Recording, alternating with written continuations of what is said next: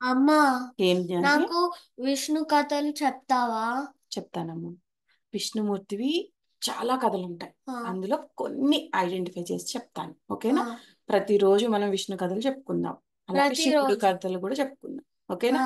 మనం చెప్పుకోవడమే కాదు, అందరికీ పనికొచ్చేలాగా వాటిని యూట్యూబ్ లో కూడా అప్లోడ్ చేద్దాం, ఆ, సరేనా? సరే. ఓకేనా? నా దగ్గర ఒక బుక్ ఉంది, ఆ, టేల్స్ ఆఫ్ విష్ణు అని. ఆ, ఓకే, దీంట్లో చెప్తాను. ఆ, ఓకే, దాంట్లో ఫస్ట్ గజేంద్ర. ఆ. దీంట్లో ఇంగ్లీష్ రాస్తుంది కదా? నీకు ఇంగ్లీష్ కావాలా, తెలుగు కావాలా? తెలుగు. తెలుగు. ఓకే, తెలుగులో బాగుంటుంది కదా. ఉమ్, సరే. యాక్చువల్గా ఉమ్, పాండ్య రాజ్యము అనే ఒక రాజ్యానికి ఒక కింగ్ ఉండేవాడు. ఉమ్, అతని పేరు ఇంద్రద్యుమ్నుడు. ఆ, ఓకేనా? సో ఆ, అతను చాలా చాలా చాలా బాగా పరిపాలిస్తాడు. ఆ. అమ్మ, ఒక అందరూ డౌట్. అందరూ చాలా హ్యాపీగా ఉంటారు. ఉమ్, చెప్పు, డౌట్ ఏంటి? నువ్వు స్టోరీ పేరు చెప్పలే. దీని ఏంటి? స్టోరీ పేరు గజేంద్ర మోక్షము. ఆ, ఓకేనా? ఆ, ఆ రాజ్యంలో అందరూ చాలా హ్యాపీగా ఉంటారు. ఆ, కానీ ఆ రాజుకు ఒక కోరిక పుడుతుంది. ఆ, అందరు చాలా హ్యాపీగా ఉన్నారు కానీ ఆ, నేను మాత్రం హ్యాపీగా లేను అని ఉమ్, అనుకుంటాడు. ఎందుకు ఉమ్, అంటే ఆయన విష్ణు భక్తుడు. ఉమ్, విష్ణు ధ్యానంలోనే ఎక్కువసేపు ఉండాలని అనుకుంటాడు. ఉమ్, చాలా హ్యాపీనెస్ పొందుతాడు దాంట్లో. ఉమ్, కానీ ఈ రాజ్య పరిపాలన భారం మీద ఉండడం వల్ల ఎక్కువ టైం దానికి డివోట్ చేయలేకపోతాడు. ఉమ్, సో దానికి ఏమనుకుంటాడు అంటే, ఉమ్, నాకు ఇప్పటి వరకు పరిపాలించింది చాలు, ఈ రాజ్యం ఇలా సుభిక్షంగానే ఉంటుంది, కొంత గ్యాప్ తీసుకొని ఉమ్, శ్రీమన్నారాయణ ధ్యానంలో గడుపుదాము అని అనుకుంటాడు. ఉమ్, ఓకేనా? సో అలా అనుకున్న తక్షణమే సమావేశం ఏర్పాటు చేసి వాళ్ళ మంత్రులందరికీ ఈ విషయాన్ని చెప్తారు, మీ పరిపాలనలో ఇది బాగుంటుంది అని. ఉమ్, సో ఆ తర్వాత ఆయన ఏం చేస్తాడు, ఫారెస్ట్కి వెళ్ళి చిన్న కుటీరం ఉమ్, ఏర్పాటు చేసుకుని ఉమ్, అక్కడ హ్యాపీగా మెడిటేషన్ లో ఉంటాడు. ఉమ్, సో ఆయన మెడిటేషన్ చేసుకుంటూ ఉంటే ఉమ్, అగస్త్య మహర్షి అనే ఒక మహర్షి వస్తాడు. ఉమ్, వచ్చి ఈయన్ని పలకరిస్తాడు. ఉమ్, కానీ ఈయన ఏం చేస్తున్నాడు, మెడిటేషన్ లో శివ ధ్యానంలో ఉన్నాడు. ఉమ్, ఆ ధ్యాసలో పడిపోయి ఉమ్, పరిస్థితుల్ని పట్టించుకో.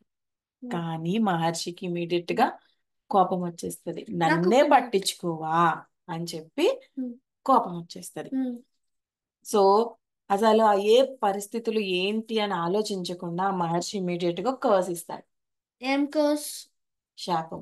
నువ్వు ఎలిఫెంట్ గా మారిపో అంటాడు. మారిపోతాడు ఇన్స్టెంట్ గా. ఇన్స్టెంట్ గా మారిపోతాడు. 1 సెకండ్ కూడా గ్యాప్ లేకుండా. ఇమీడియట్ గా మారిపోతాడు. హట్ ఇరిగిపోతుంది. ఎందుకు ఇరిగిపోవడం? హట్ లోనే ఉన్నాడు కదా అటు బయట మెడిటేట్. ఉన్నట్లే. భలే ఆలోచించేవరా. సరే, అయితే ఏమవుతుంది అంటే విష్ణుమూర్తి అంతా అబ్జర్వ్ చేస్తాడు. ఉమ్, ఇదంతా మంచికే అని అనుకుంటాడు. సో ఈ ఎలిఫెంట్ ఉంది కదా, ఆ ఎలిఫెంట్ చుట్టూ ఎవరు ఫ్రెండ్స్ ఉండరు.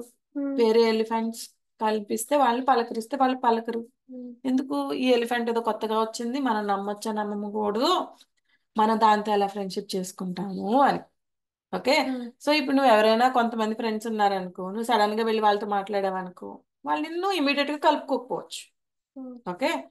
సో ఈ ఎలిఫెంట్ బేసిక్ గా రాజు కదా. సో ఒక థాట్ వస్తుంది, నేనే మొత్తం ఎలిఫెంట్స్ అన్నింటికి రాజైతే అన్న థాట్ వస్తుంది. వచ్చి ఇమీడియట్ గా ఆ ఎలిఫెంట్స్ తో ఉన్న కింగ్ తో ఫైటింగ్ స్టార్ట్ చేస్తుంది, చేసి దాన్ని ఓడిపించేస్తుంది. సో యానిమల్స్ లో ఏంటంటే ఎవరికైతే ఎక్కువ బలం ఉందో వాళ్ళ వాళ్ళే వైపే ఆ కింగ్. కింగ్ అవుతారు, వాళ్ళ వైపు అందరు వచ్చేస్తారు, వాళ్ళే కింగ్. వాళ్ళే కింగ్. సో అప్పుడు ఏమవుతుంది, ఉమ్,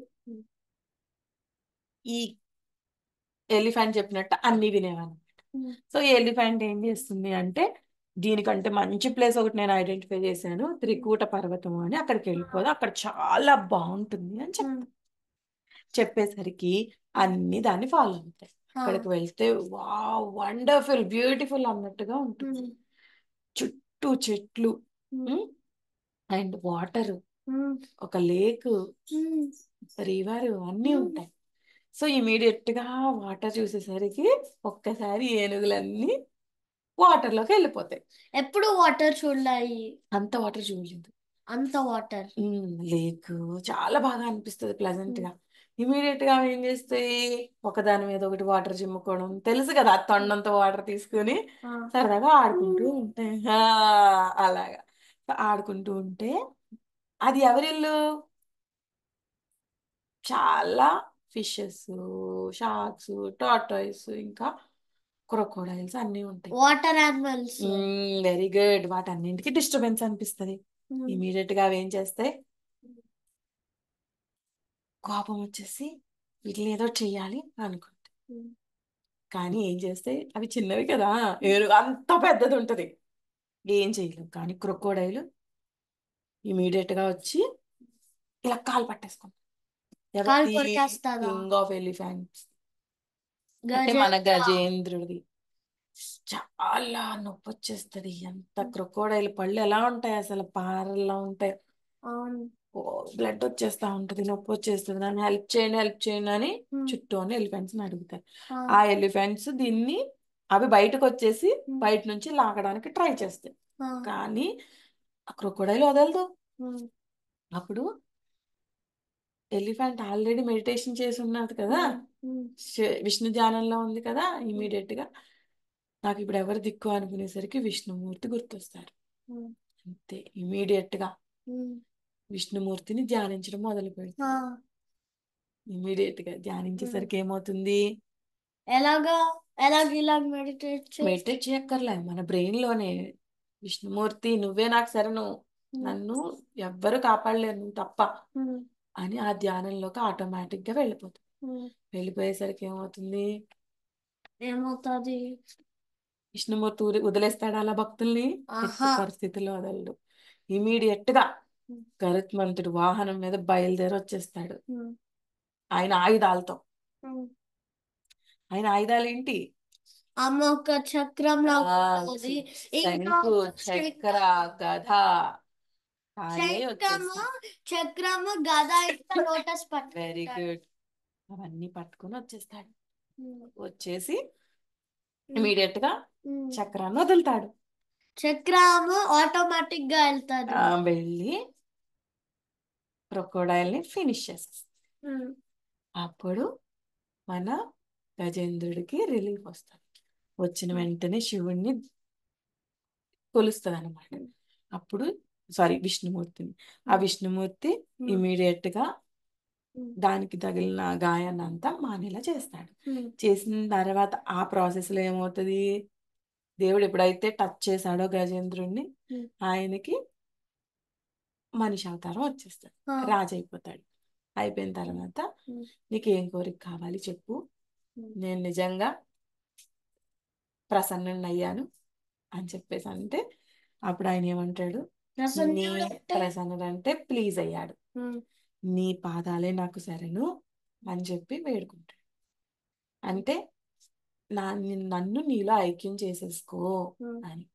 ఇప్పుడు విష్ణుమూర్తి అంటే ఆయనలో కలిపేసుకుంటాడు, ఆయనతో పాటు వైకుంఠం తీసుకెళ్ళిపోతాడు. ఆయన వైకుంఠంలో ఉంటారు కదా, వైకుంఠం తీసుకెళ్ళిపోతాడు. కథ కంచికి మనం ఇంటికి. మనం ఇంట్లోనే వెరీ గుడ్. సో ఇప్పుడు దీంట్లో నీకు తెలిసిన నీతి ఏంటి? మోరల్ ఆఫ్ ద స్టోరీ, ఎట్టి పరిస్థితుల్లో ఏ డేంజర్ వచ్చినా భగవంతుణ్ణి కొలుచుకుంటే ఏ అవతారం ఎలాగన్నా భగవంతుడు వస్తాడు. వెరీ గుడ్, వండర్ఫుల్, వండర్ఫుల్ జ్ఞాని.